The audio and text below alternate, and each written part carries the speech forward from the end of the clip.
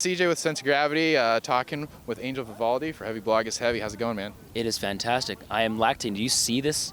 This is ridiculous. I purposely wore black today so that when it dries up, you see the lactation of the whiteness and the greatness. But I wore this for you. Man, I appreciate it. I mean, we didn't even pre-set this up, but you somehow knew. You just I did. I felt it. That's awesome. So what brings you to NAMM? Oh man, I had a performance today, Dunlop at 1, which is terrifying because John Petrucci's signing was right afterward, but we had a blast, man. It was so much fun. Good crowd, good energy, and I broke my zipper, because listen, I'm not gonna sit down and try to rock out, so I took the chair that people, and it was very warm because Devin Townsend performed right before me. So it was very nice, but I put my foot up, I put it a little bit too high, and there it goes. It's my willy. Well, you just define rocking out with your cock out, I suppose. Well said. Yeah. So, all right. So tell us what's happening in your world, man, these days. My world. Well, I'm actually working on 4 records right now. 4. We can't even get 1 done. No. Second one, anyway. But yeah, I'm working on 4 records. I'm actually, technically 5, because I'm actually re-recording my second release of Speed of Dark, which will be out before we go on tour with Intervals this spring, which is very exciting. Intervals, Pliny, and my favorite people in Save Us from the Archon. And we're heading out this spring, but I'm trying to get the re-recording of the Speed of Dark out beforehand. Then I'm working on a full album called Synapse, which will be out. I'm also working on a super group. I can't say much yet, but it's absolutely incredible. It will have vocals. It's going to be a 4-piece, most likely 4-piece. I'm not entirely sure yet, but the music is absolutely fantastic. I'm super proud of it. I've been working for well over a year now. Just auditioning different singers. How's that process going? I'm really 16, but I look 30 because it stressed me and aged me significantly. But no, we finally found the perfect guy. He's absolutely insane. Total package. Well, remains to be seen. But wait for the tour update for that one. But I'm the worst. No, but he's just a great front man, a lot of energy. His lyrics are fantastic, and he has a set of pipes on him. It's just unbelievable, So we're hoping to drop a big press release in the fall. But yeah, so those 3 records right now for the release here. Then probably in 2017, I'm doing a collaboration with this classical pianist out of New York. Yeah, so I'm kind of dipping my toe in many lakes, so to speak. Then the next Angel Vivaldi record after that is going to be all acoustic. Yeah, so a lot of stuff going on. Yeah, how do you, juggle all that and still continue to make forward progress? Honestly, it's really about time management. We're not 16 anymore, and we have job. I don't have a job. Luckily, I'm grateful enough and privileged enough to just do this full time, and this pays my bills.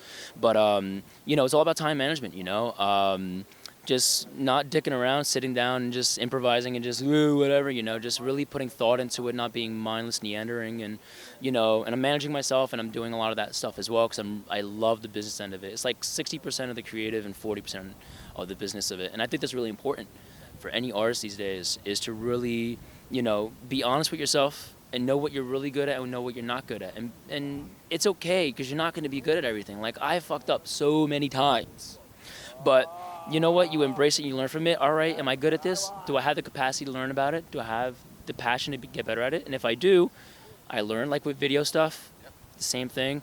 But, I can't do artwork, so I outsource someone who I trust and can really emulate the ideas that I have out and, let them do it. Right on. So, and then speaking of videos, right? So you've got a pretty big YouTube channel, right? Yes. Yes. Something, I don't know. Yeah. I mean, your playing's definitely on display there, right? Oh, yeah, definitely. Yeah. And so, how, between, having these... Where's the hole? I don't know. Let us find the hole. Hole found. Oh, I found it. I had to twist a little bit, Tip uterus. Gotta work what you go to. So, how do you kind of balance, I guess, or not balance, but switch off between, I guess, more you-centric stuff and more, playing the role of guitarist in a band, Well, I'm wearing a lot of hats, especially on tour, tour managing and doing everything on that end. But I think the most important thing is just know what your intention is, And there's a lot of people who just stick around on YouTube and they have 11 million views, but that's their shtick, There's art in comedy. you know, and art and just vernacular and just like put in the right words and timing and all that stuff. And I definitely do a lot of that, a little bit of a goofball. And it's interesting because like a lot of the videos that I did initially, super serious, you know, and it's like, oh, that guy's so fucking egotistical. Yeah, I totally get it. I totally look like that, you know, but at the end of the day, you know, again, it's just a matter of like, what's my intention, you know, and my intention is to be an entertainer, you know. That's why I'm not gonna be perfect every fucking night, man. I don't care to be, you know. The energy's coming out, you know. Absolutely, you sacrifice 15 to 20% live, you know, because I mean, you know, bands get up there and they're absolutely perfect, and I admire that, you know. But I honest with myself, that's not what I want to do. I want to go there. I want to see an experience, you know. So, you know, so there's all different types of avenues and different types of roles on YouTube and social media to kind of like, you know, make yourself very well known. And from there, whatever you use for that platform, whether it's, you know, environmental awareness, which I try to do a lot, you know, or being a goofball, or, you know, whoring out gear, whatever it is. I mean, just be honest with it. You know, just really be honest with it. Nice, nice.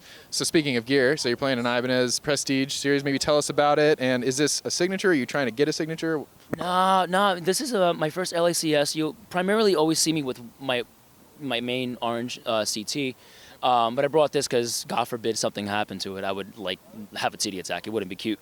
But I brought this, and it just plays great. It's the first LACS I got from them, and it's been my beater. It's I don't treat it well, you know.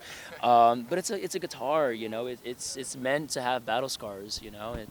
But yeah, I've been with Ibanez for about 5 or 6 years. They're absolutely fantastic. They're killing the game right now, and yeah, we're gonna be doing some things, you know, this year, probably next year as well, and we'll see how it goes, you know. Very exciting. Right on. Well, I don't know, anything like you want to plug or anything before we go? Butt plug? Are those available? I'm sure we can find some. Awesome. At the Ibanez booth. And butt plug. A new line of products from Ibanez. Yes.